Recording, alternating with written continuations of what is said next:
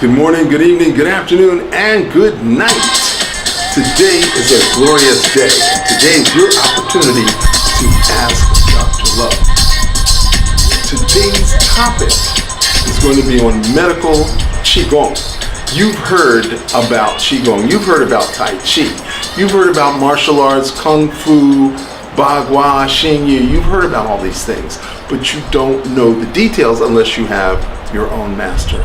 So this program today is going to answer a lot of your questions and may even create more questions, which you can put in the chat or you can DM me and ask me later and take it up on another show.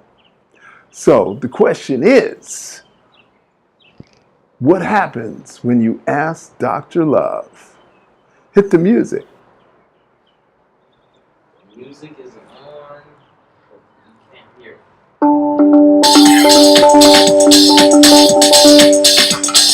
So I can't hear the music. Okay. So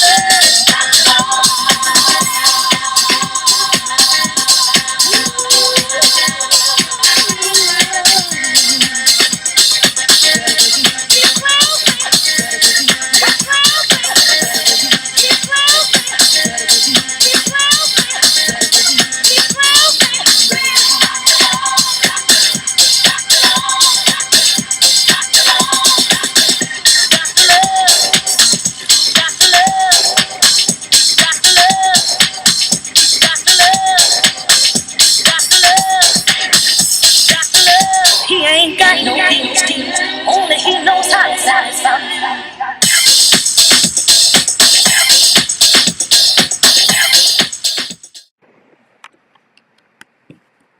okay, so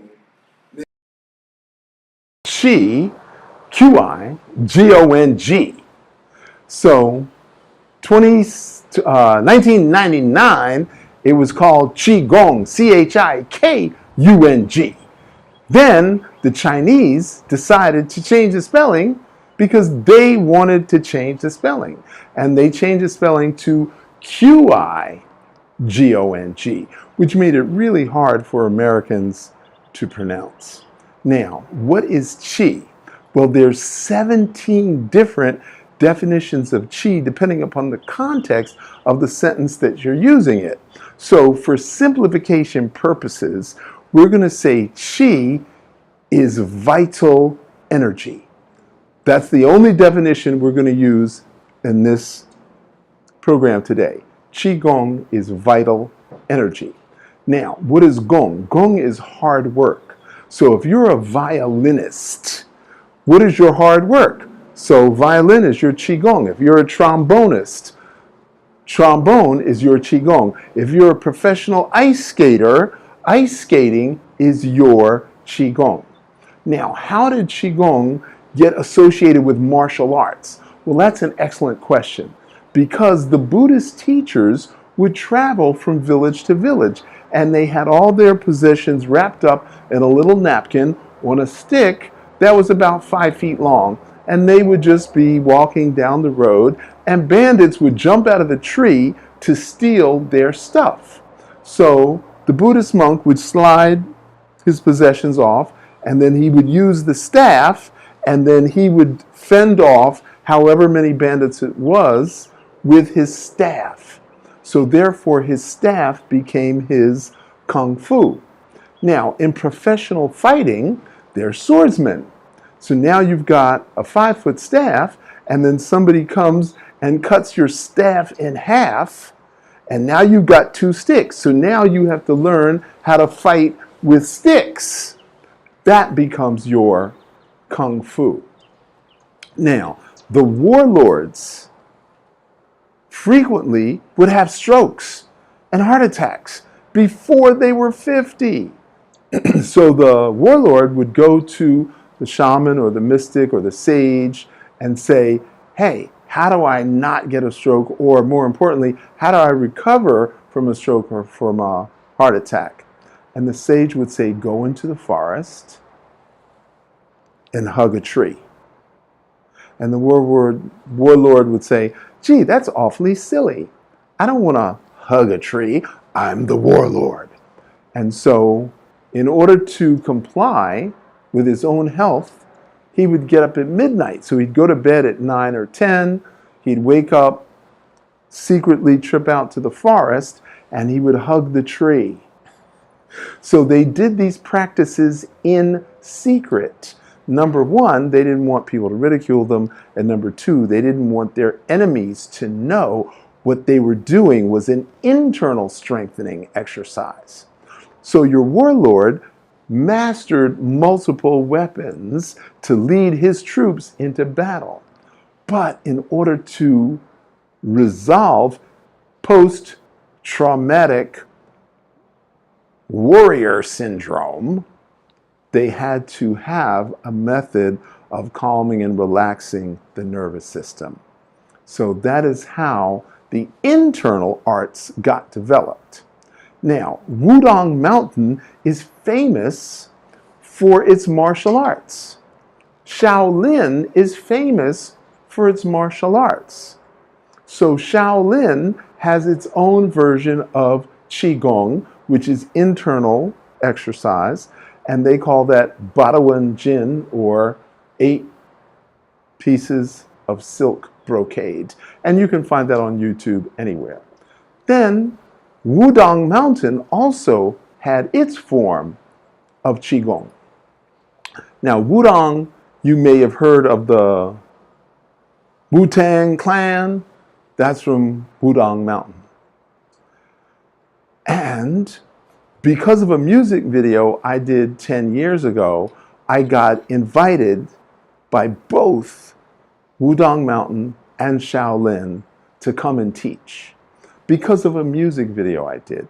So I went to China to learn, and what I found out is that they wanted to learn from me.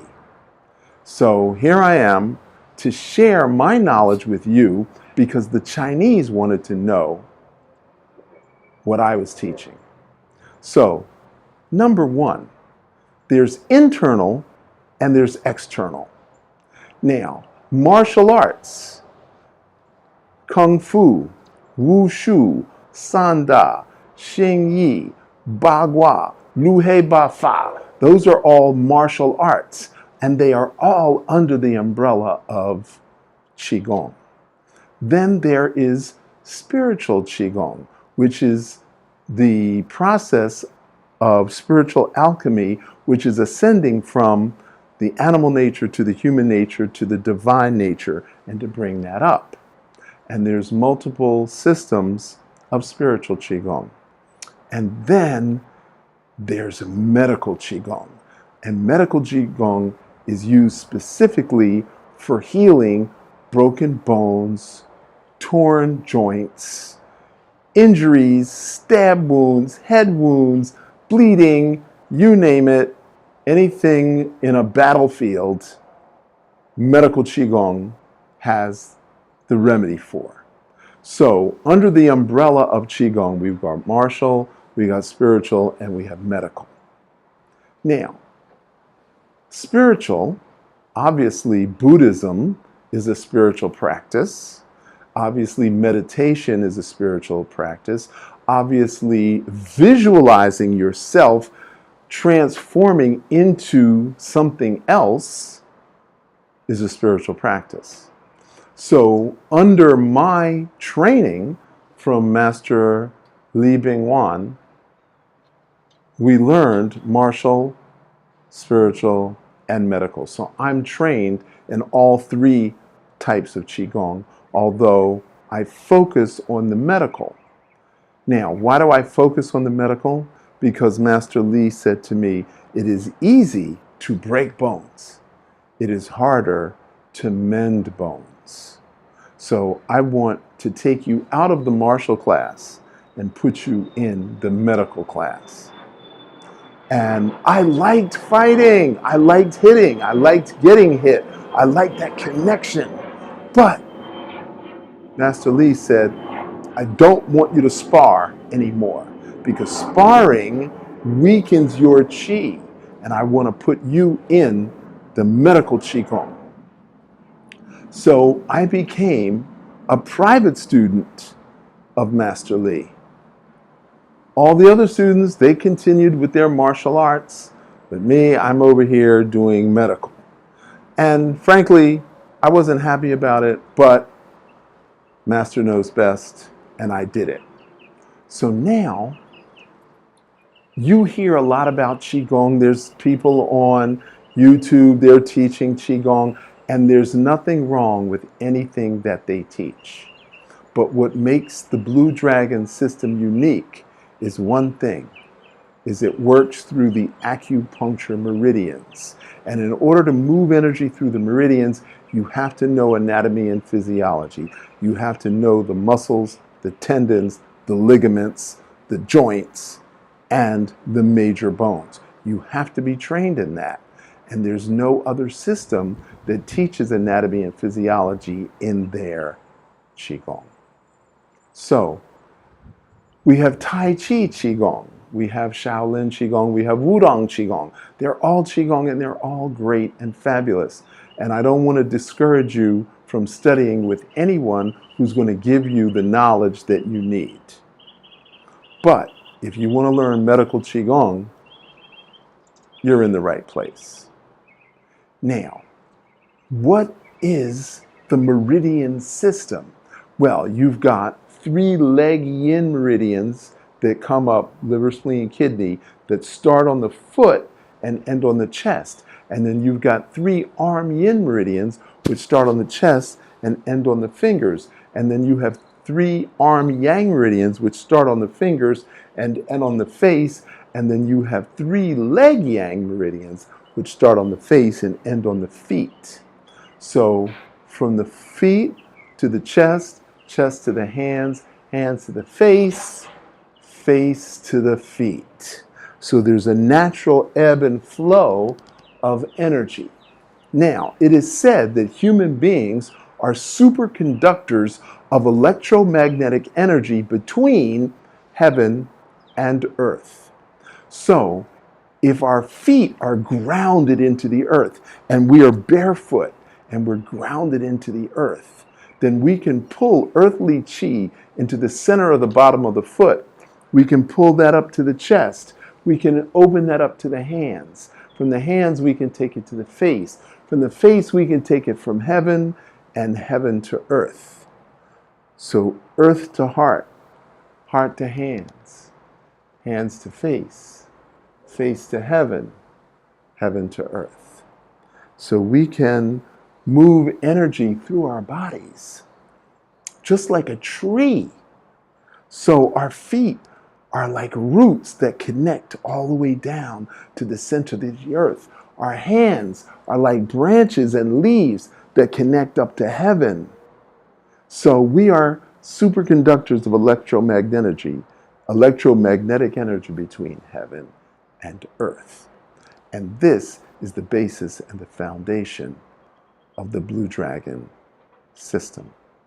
Now, there's something called 6 harmonies. The 6 harmonies are the major joints: shoulder, elbow, wrist, hip, knee, ankle. So there's a whole set of exercises that we do for the major joints. And we call it a dance.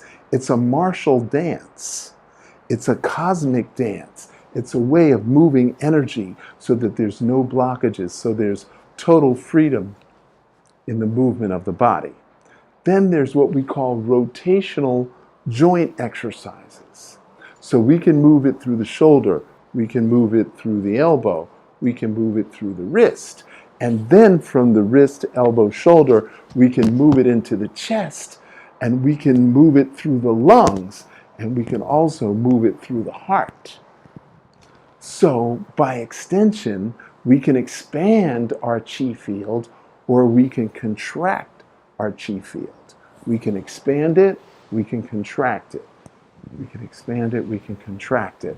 And that is what is unique about the medical Qigong. Because your heart, even though it is a muscle, and even though it is a pump, it is the blood that pumps the heart, and not the heart that pumps the blood. So there's a lot of contradictions between Taoist medicine, medical Qigong, and conventional medicine. There's a lot of information that is counterintuitive. So when you breathe in, you feel better. But all you're doing is pushing oxygenated blood out of your lungs. It is only when you exhale and that you literally collapse the lungs that blood goes into the lungs to be oxygenated. Oxygenation, not oxidation, which is losing oxygen escaping. So, like I said, a lot of misinformation, a lot of disinformation about what is really health, healthcare, self-care, and what conventional medicine promotes or ignores. Now, my top 2 students studied with another teacher for more than 10 years. And then when they met me, they were like, that's the guy. And those are my top 2 students. I have 16 students that I've already authorized as Qigong instructors. That makes me a Grandmaster. So now what we want to do is invite you to come to our next Qigong workshop, seminar, retreat, deep dive, intensive. And I call it the unasked questions. And there are 4 questions that you have never asked yourself. And you're going to find out the answers. Now, I'm not going to tell you what the questions are, but I am going to ask you 5 questions. And then you are going to ask me your questions. And then if you're still interested in attending the retreat, we'll give you the information on how to attend the retreat June 10th through the 14th. Now, the first question I have for you is, what is your daily exercise routine? Now, while you're pondering your answer, oh, I walk, or I do yoga, or whatever it is, whatever answer you think it is, I'm going to tell you that 51% of the population exercises once a week. Only 5% of the population exercises 3 times a week. So I'm guessing you're somewhere between the once a week and the 3 times a week. The second question I have for you is, do you have a sleep ritual? What's a ritual? It's something you do every night before you go to bed. Do you take a hot bath? Do you take a cold shower? Do you listen to soft music? Do you spray aromatherapy? Do you light candles and turn out the overhead lights? Do you read poetry? Do you read a book? Do you watch movies? Do you smoke something? What do you do that's a regular thing every night before you go to bed? All right, I don't need to know the answer because I know 99% of people do not have a sleep ritual. The third question I have for you is, what is your spiritual practice? And before you tell me anything, I know some people are going to say, oh, I go to church on Sunday, or I go to synagogue, or I go to Muslim prayer every Friday night. That's not a spiritual practice. I'm here to tell you. A spiritual practice is something that connects you, okay? And if you think that going to church, going to synagogue, going to mosque is the thing that connects you, we're going to have a long conversation. Okay, the fourth thing I'm going to ask you is, do you have an eating regimen? Are you an omnivore? Are you a vegan? Are you a meat eater? Do you eat meat once a day? Do you eat meat 3 times a day? Do you eat meat 7 days a week? What's your eating regimen? This is important only because if I gave you a Lamborghini and I told you it only took high test, would you tell me, oh, but I like leaded gasoline? Would you tell me, I can't afford high test? What would you tell me if I told you your Lamborghini would only take high test? All right, we already know the answer to that. And the last question that I have for you is, what is your emotional balancing technique? Now, we all know that we get angry, we get annoyed, we get irritable. That's human. But what happens when it builds up, builds up, builds up, builds up, builds up? What happens then? How do you release that emotional stress that you've accumulated over 1 week, 2 weeks, 3 weeks, 4 weeks, 3 months, a year, 2 years, 5 years, 10 years? How do you release? What is your emotional balancing technique? Your emotional release technique. Now, I talk to people all the time and I say, you need an emotional enema because you're emotionally constipated. And then they're like, that's insulting, and I'm going to punch you in the nose. How dare you tell me I'm emotionally constipated? And I'm like, your reaction just confirmed it. And there's other people who have emotional diarrhea. They can't stop talking about what their issues are. And you know somebody like that probably in your own family. That same person that has emotional diarrhea, they also need an emotional enema.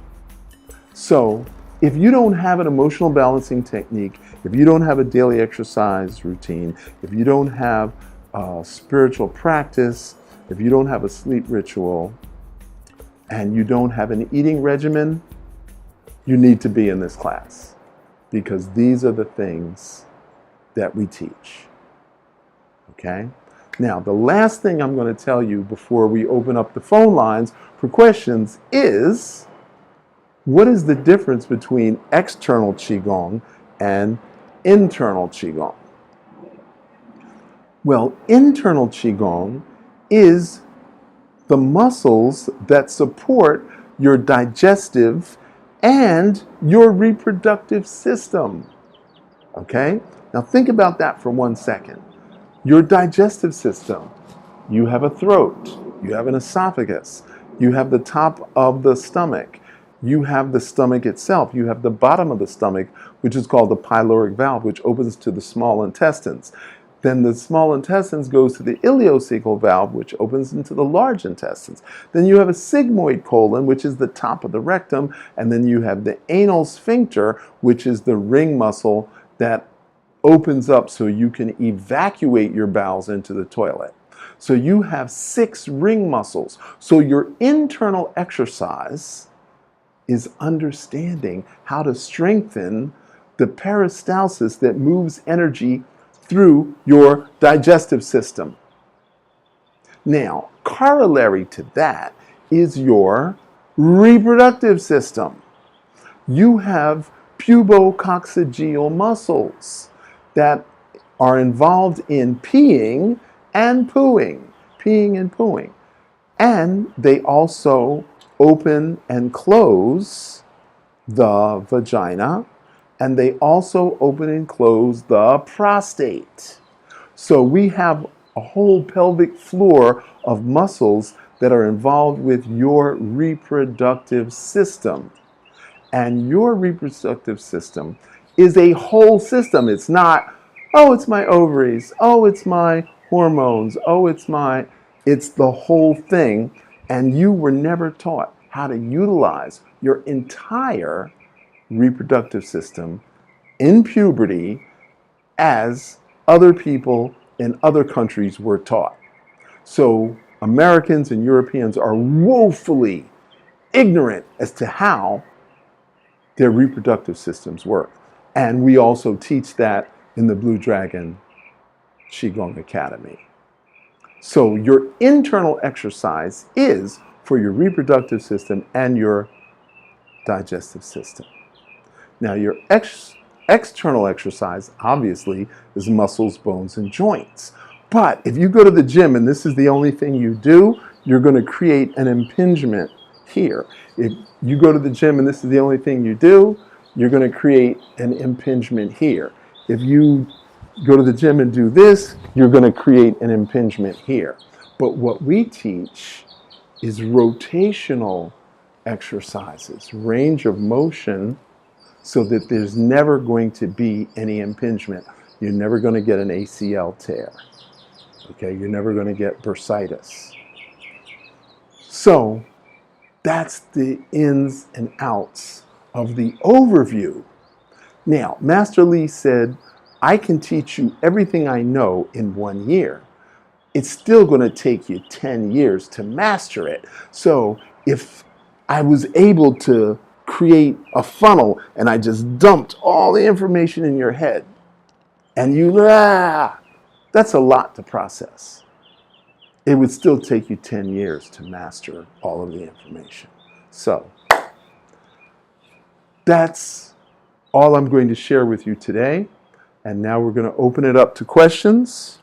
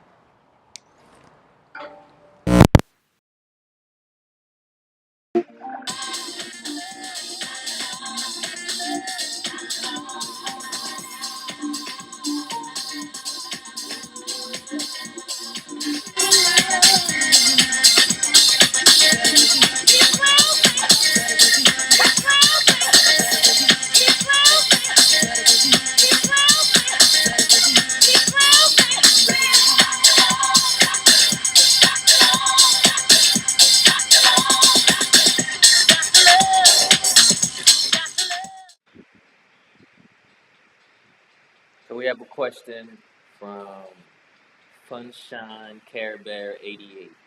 Does lifting in a bench always cause impingement in shoulder? Okay, it depends on how often amount of weight that you use. Shoulder replacements are the number 3 surgery in the United States. And most of the shoulder replacements come from improper use of a gym. And they're usually bodybuilders or competitors besides athletes.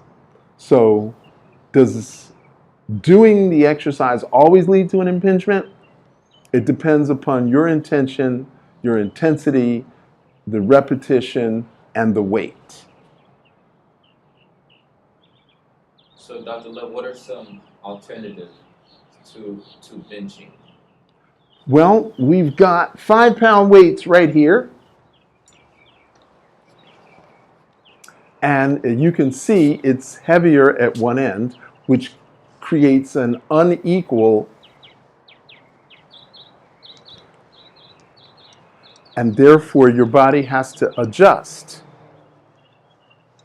So if you want to build weight, if you want to build strength, you can use these 5-pound weights. Now I have the same in 8 pounds and 10 pounds. And you'll be surprised at how hard it is to manipulate 10 pounds. So this is how you can build strength, build your chest muscles without using heavy weight and without creating an impingement.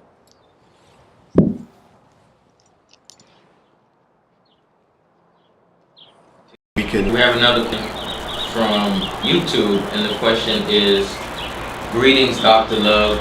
Did you say a spirit practice for sleep? I said a sleep ritual that includes meditation. So this is one of my favorite things to teach. So your brain, when you go to sleep, obviously has to slow down. When you have sex, your brain obviously has to slow down. And when you meditate, your brain obviously has to slow down. So what I teach is how to control your brain waves through breathing, posture, and visualization. So whether it's sleep, whether it's sex, or whether it's meditation, we're going to be using the same techniques.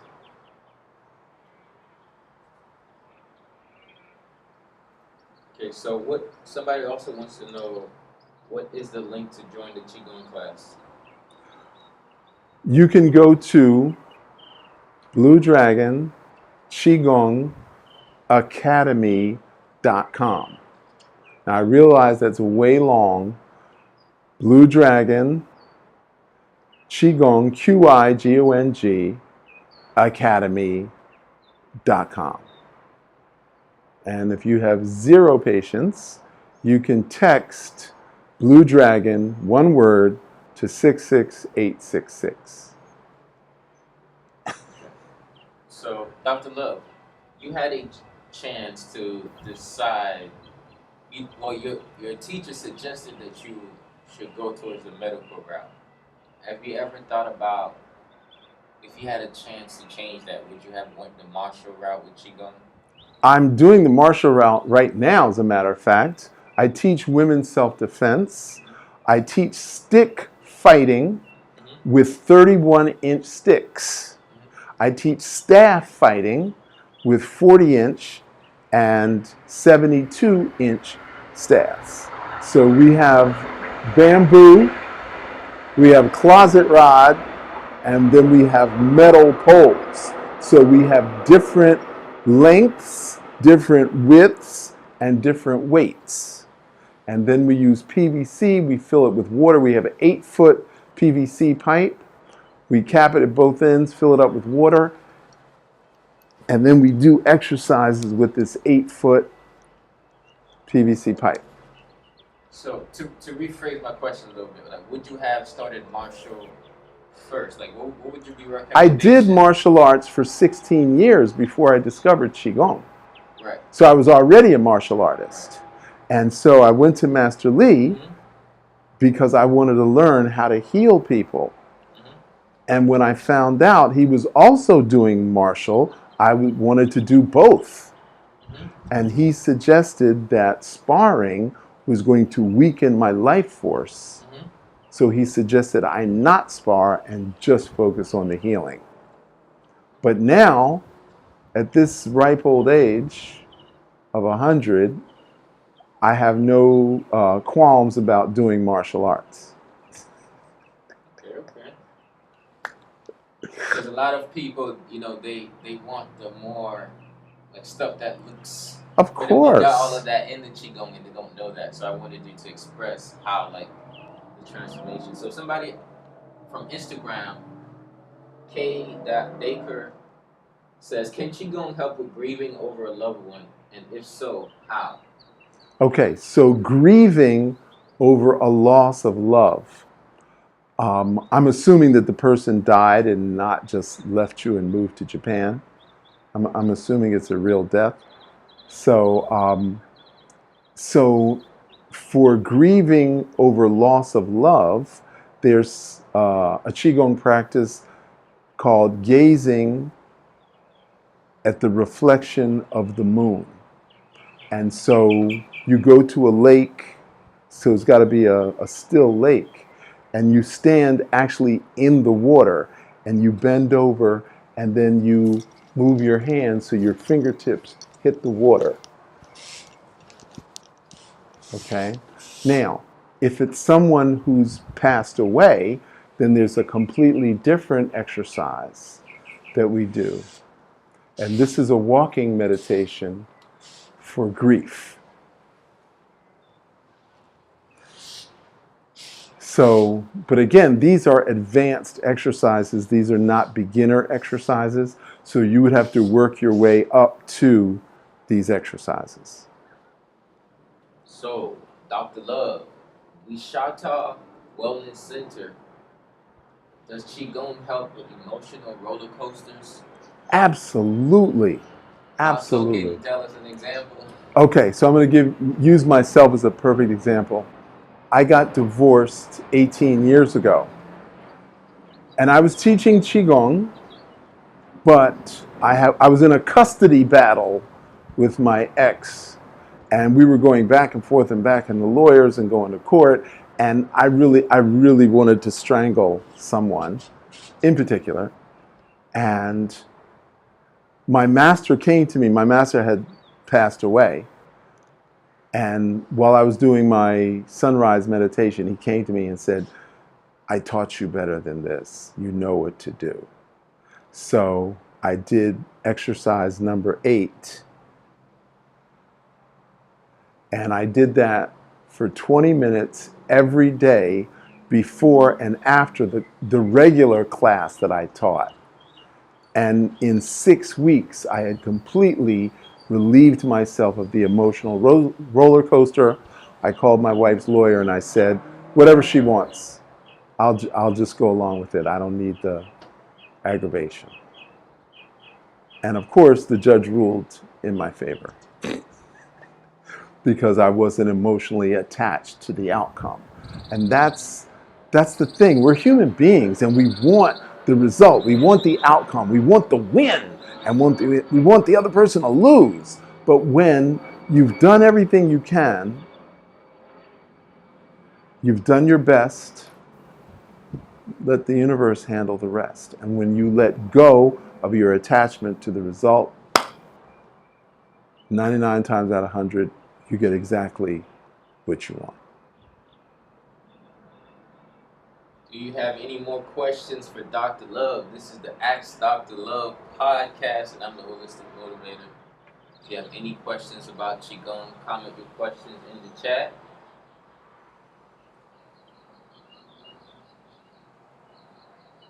Good to go. Okay, so we do this podcast once a week, and hopefully you're going to tune in, sign up, turn on to everything that we're doing. So each week, we're either going to take a particular therapy and dial it in, or we're going to take a particular dis-ease and dial that in. So either a therapy or a dis-ease, because we want you to know that you create your own illness. We can't blame doctors and hospitals. We can't blame the pharmaceutical industry for our illness because we go to them. They're not knocking on our door saying, are you sick? Let me help you. Well, maybe the drug companies are doing that on television, but you don't have to listen. Okay? So the issue for you is, if you were God and you were going to create human beings, would you create them so that they were self-repairing? Or would you create them so they would break down and need to see doctors? Which one would you do? Okay, we know the answer. You'd create them so they were self-repairing. Where is the self-repair manual? Is it in my back pocket? Who's got the self-repair manual? I have the self-repair manual. And many people have written books this thick on how to repair your body. And people buy the books and they put it on the shelf and there it stays. And Master Lee said, I want you to memorize everything. I'm not allowing you to write it down. I'm not allowing you to record my voice or video my movements. You have to memorize everything.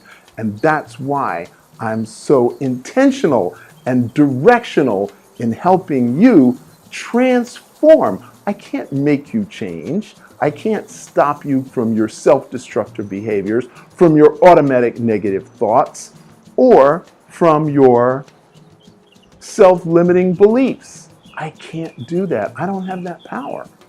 But once you've decided that you want to accept your divinity, once you accept that you want to be the best human being you possibly can be, when you decide that you're going to have positive thinking and open mind and present to the true nature of reality, then I can help you. So, for the Blue Dragon Qigong Academy, I'm Dr. George Xavier Love, wishing you universal love and gratitude. See you next week.